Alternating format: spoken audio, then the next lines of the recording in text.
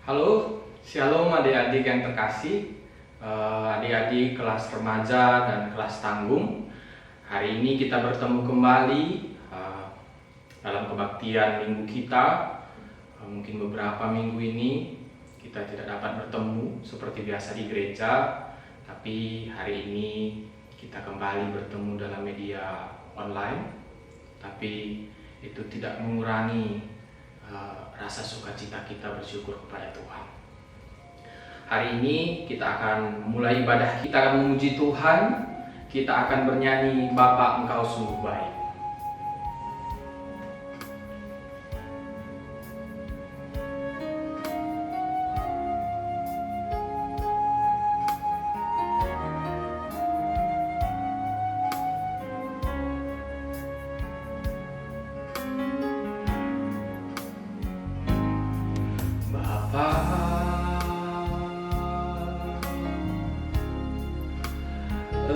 Engkau sungguh baik,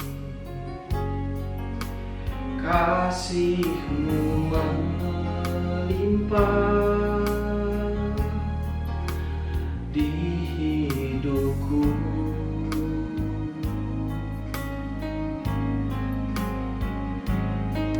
Bapa,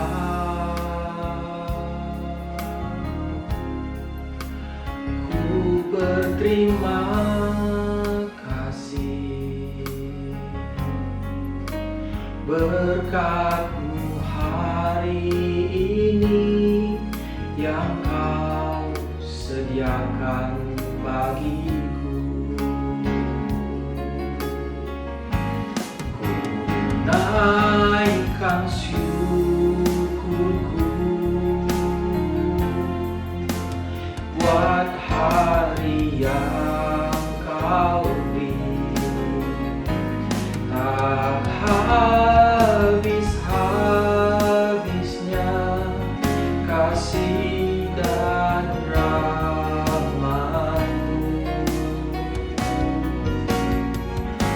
selalu baru dan tak pernah terlambat. Pertolongan-Mu besar setia di sepanjang hidupku.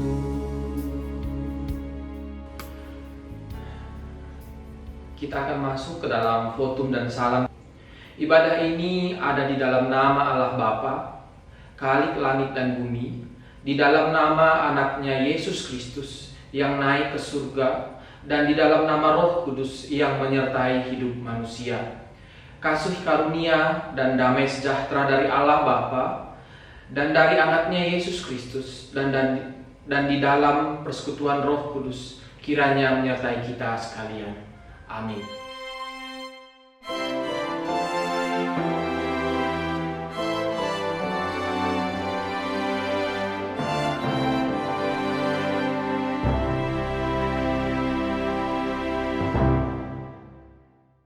Mari kita kembali memuji Tuhan dengan menyanyikan lagu Allah Kudasi. Dari utara ke selatan terdengar pujian bagi Allah. Dari barat sampai ke timur nama Yesus disanjung tinggi. Dari pulau-pulau, lembah-lembah, gunung-gunung yang tinggi, kemuliaannya disaksikan, kebesarannya diceritakan. Yesus, Yesus, nama Yesus disanjung tinggi. Dari pulau-pulau, lembah-lembah, gunung-gunung yang tinggi. Allahku dahsyat berkuasa, seluruh bumi sujud menyembah. Tinggikan nama-Mu, Allahku dahsyat berkuasa, seluruh bumi sujud menyembah.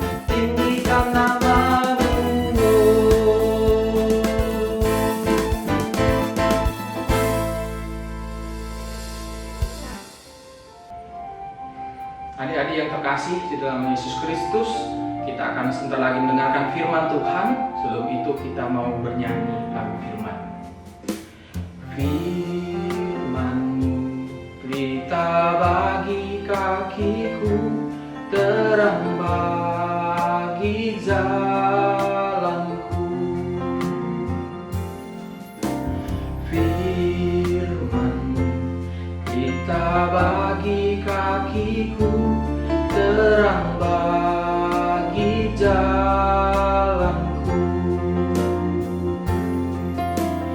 Waktu ku bimbang dan hilang jalanku, tetaplah Kau di sisiku, dan takkan ku takut asal Kau di dekatku, besertaku selamanya.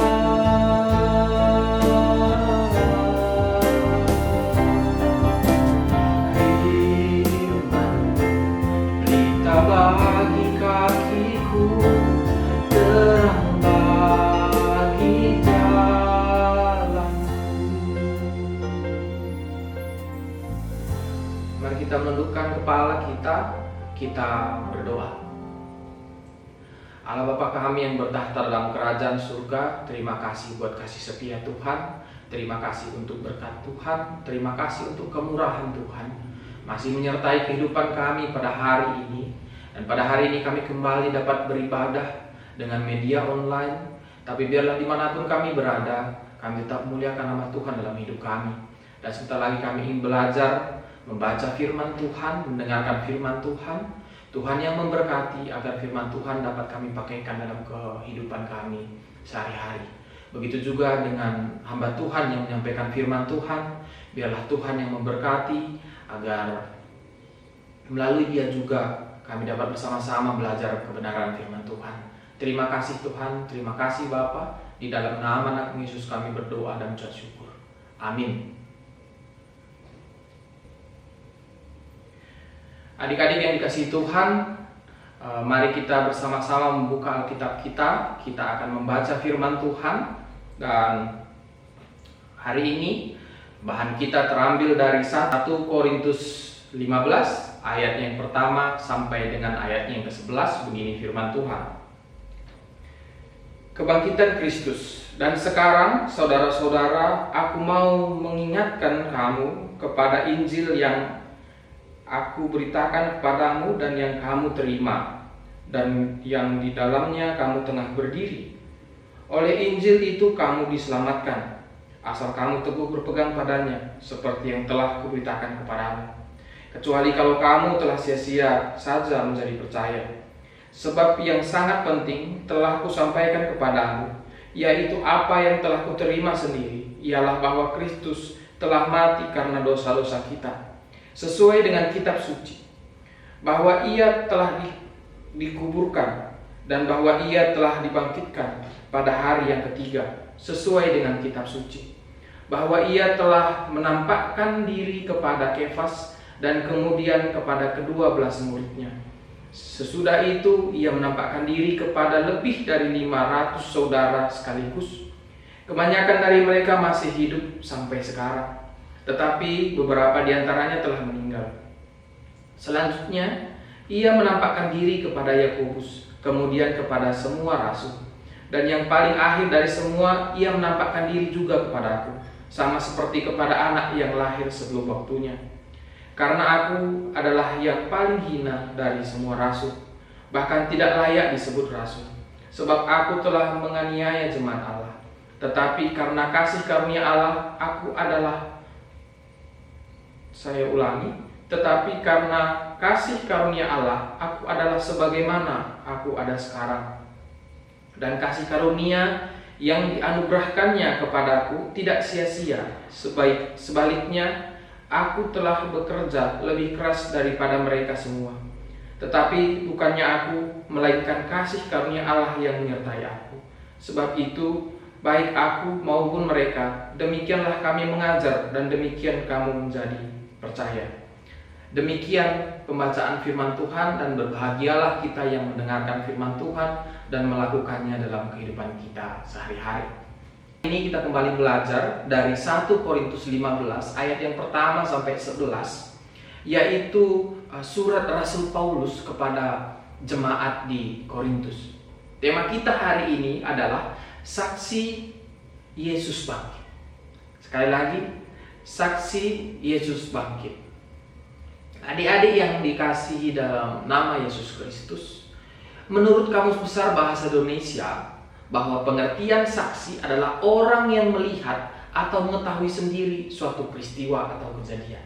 Sekali lagi saya ulangi, bahwa saksi menurut Kamus Besar Bahasa Indonesia adalah orang yang melihat atau mengetahui sendiri suatu peristiwa atau kejadian. Itu saksi. Nah, dalam bacaan kita hari ini pada ayat yang ke-5 sampai ayatnya yang ke-8, bahwa kebangkitan Yesus itu disaksikan oleh banyak orang.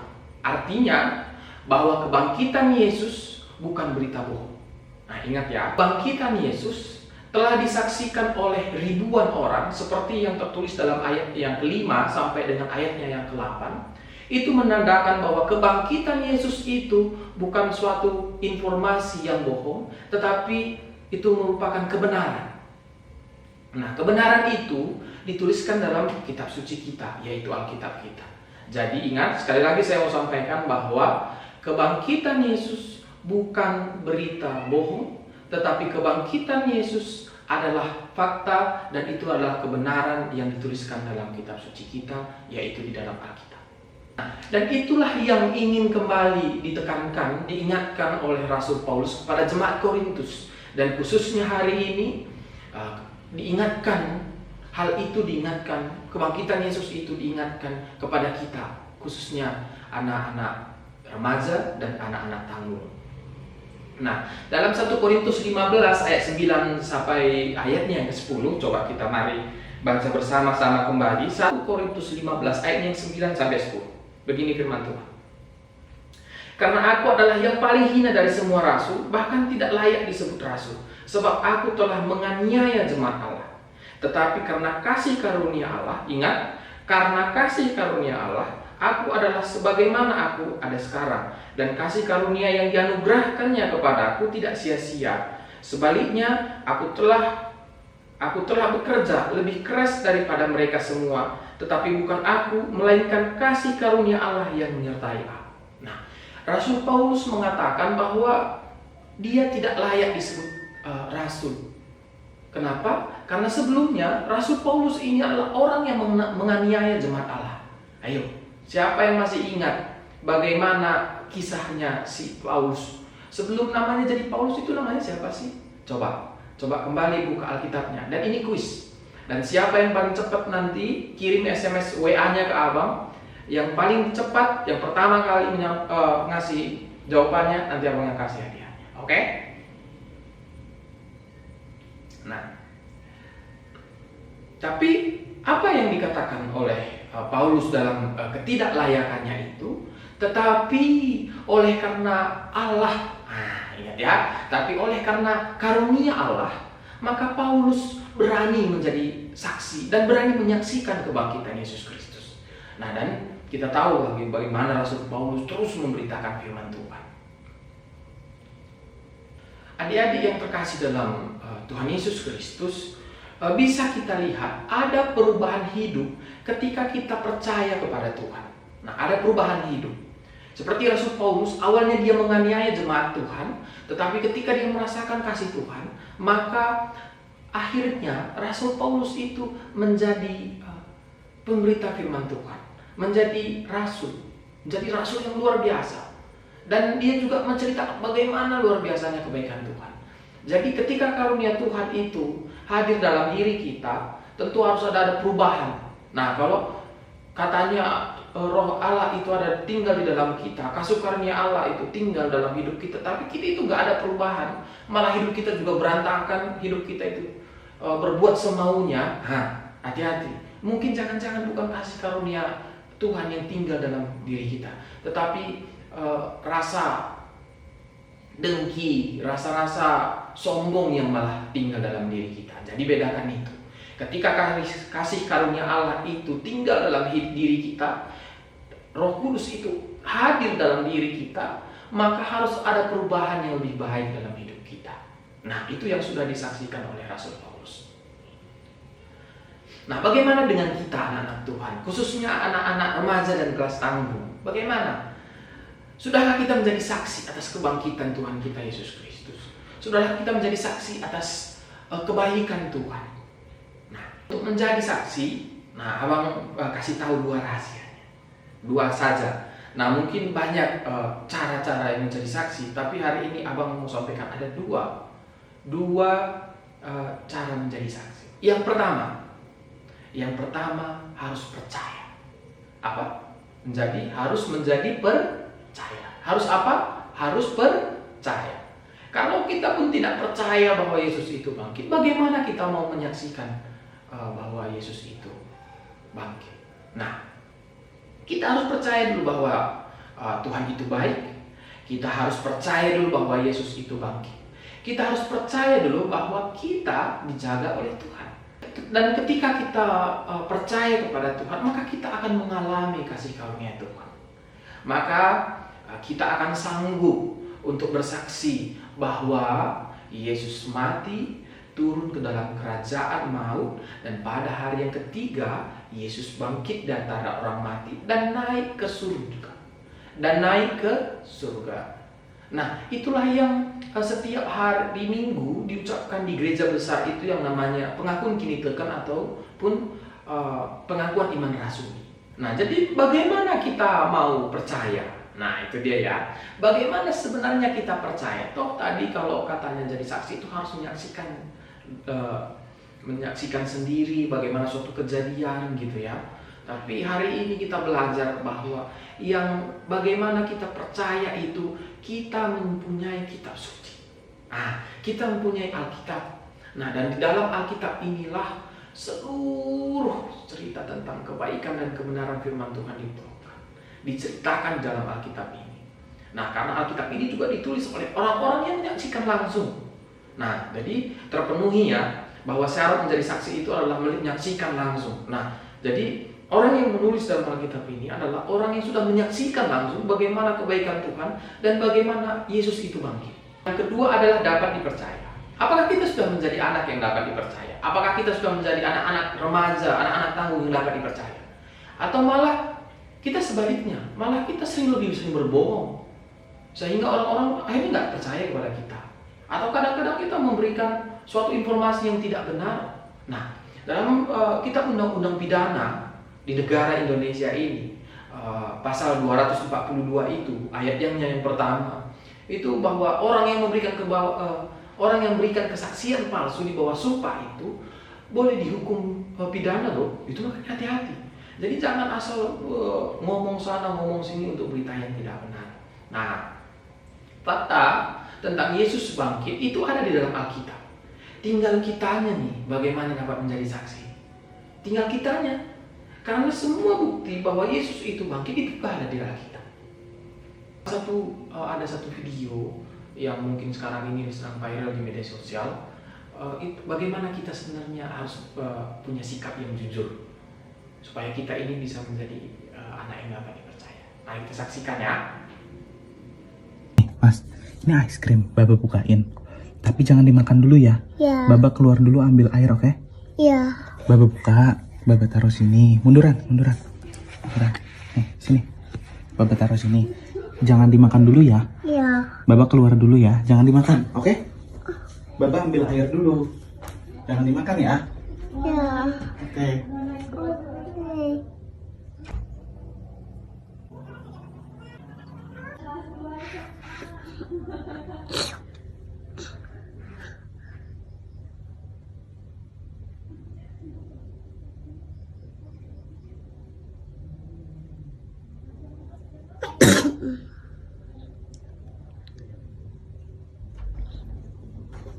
Udah Mas?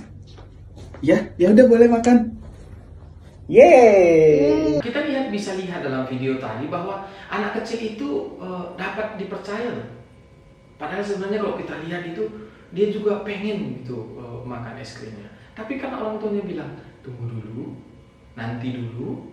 Nah, akhirnya dia tidak memakannya. Dan mungkin dari itu akhirnya dia mendapatkan es krimnya dan dia mendapatkan hadiahnya. Nah, adik-adik yang dikasihi Tuhan, mari kita ubah sikap hidup kita menjadi pribadi yang baik. Jujur, patuh, hormat kepada orang tua, punya sopan santun, tata krama, bijak dalam bermedia sosial, dan yang paling penting adalah kita menjadi anak-anak yang kesenangannya adalah membaca dan mendengarkan firman Tuhan. Nah, itu poinnya. Yang kesenangannya kita itu adalah membaca dan mendengarkan firman Tuhan. Jadilah orang percaya, jadilah anak yang dapat dipercaya, dan marilah kita menjadi saksi atas kebangkitan Tuhan kita Yesus Kristus. Amin. Kita berdoa. Terima kasih Tuhan buat firman Tuhan yang boleh kami dengar hari ini. Biarlah firman Tuhan yang boleh kami dengar dapat kami pakaikan dalam hidup kami. Kami dapat menjadi pribadi yang baik, sehingga melalui kami dapat memberitakan firman Tuhan. Kami dapat memberitakan kebangkitan Tuhan, sehingga orang-orang semakin mengenal Tuhan, orang-orang semakin melihat kebaikan Tuhan melalui diri kami. Bantu kami dan temani kami Tuhan, karena kami datang melalui nama Yesus Tuhan kami yang hidup. Amin. Respon firman Tuhan, mari kita bernyanyi, hidupku bukannya aku lagi. Hidupku bukannya aku lagi, tapi Yesus dalamku. Hidupku bukannya aku lagi, tapi Yesus dalamku. Yesus hidup, Yesus hidup dalamku. Hidupku bukannya aku lagi, tapi Yesus dalamku. Adik-adik yang terkasih, mari kita masuk ke dalam doa syafaat kita. Mari kita berdoa. Allah Bapa kami bertahta dalam kerajaan surga, terima kasih untuk firman Tuhan yang boleh kami dengarkan hari ini, dan terima kasih untuk ibadah kami. Pada kesempatan ini kami ingin menyampaikan doa syafaat kami kepada Tuhan. Kami berdoa untuk bangsa dan negara kami. Tuhan yang menjaga bangsa dan negara kami, biarlah menjadi bangsa dan negara kami ini bisa menjadi bangsa yang takut akan Tuhan. Di dalam kondisi yang sekarang ini, atas pandemi virus Corona COVID-19, biarlah negara kami tetap kuat, negara kami ini bisa mengatasi permasalahan ini. Karena kami tahu bahwa segala permasalahan yang datang di dalam bangsa dan negara kami ini tidak terlepas daripada campur tangan Tuhan. Dan kami yakin pada waktunya nanti masalah ini akan berakhir. Kami juga berdoa untuk orang tua kami. Tuhan yang menjaga orang tua kami, berikan tetap orang tua kami kesehatan yang datang daripada Tuhan. Berikan mereka sukacita dan damai sejahtera dan umur yang panjang. Kami juga berdoa untuk kami, anak-anak Tuhan, kelas tanggung dan kelas remaja. Biarlah kami juga menjadi anak-anak yang takut akan Tuhan, pribadi yang menyenangkan hati Tuhan. Dan di dalam persekolahan kami pun nama Tuhan dipermuliakan. Dan yang terakhir kami berdoa untuk gereja kami, Tuhan yang memberkati gereja kami di dalam melewati kasus virus corona ini.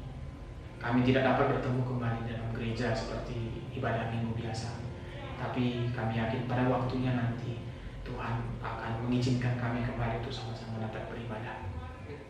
Bapa kami di surga, inilah doa syafaat kami yang kami panjatkan kehadirat Tuhan, dan biarlah Tuhan yang mengabulkannya.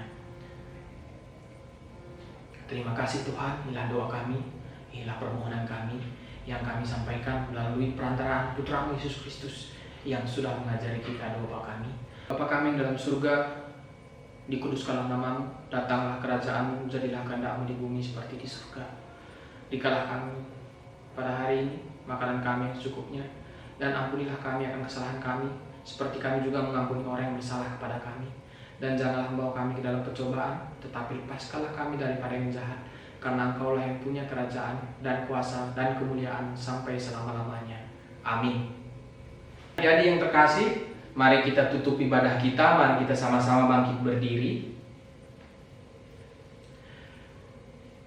Kita tundukkan kepala kita.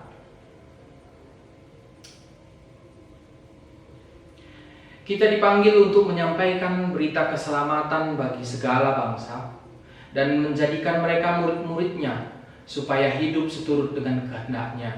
Terimalah berkat dari Tuhan Allah kita.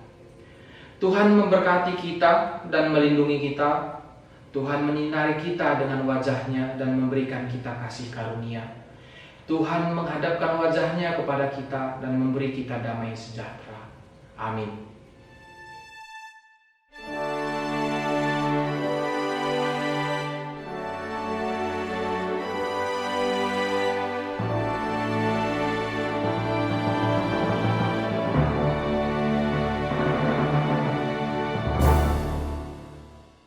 Selamat hari Minggu, tetap sehat, dan biarlah Tuhan senantiasa memberkati kita. Selamat hari Minggu.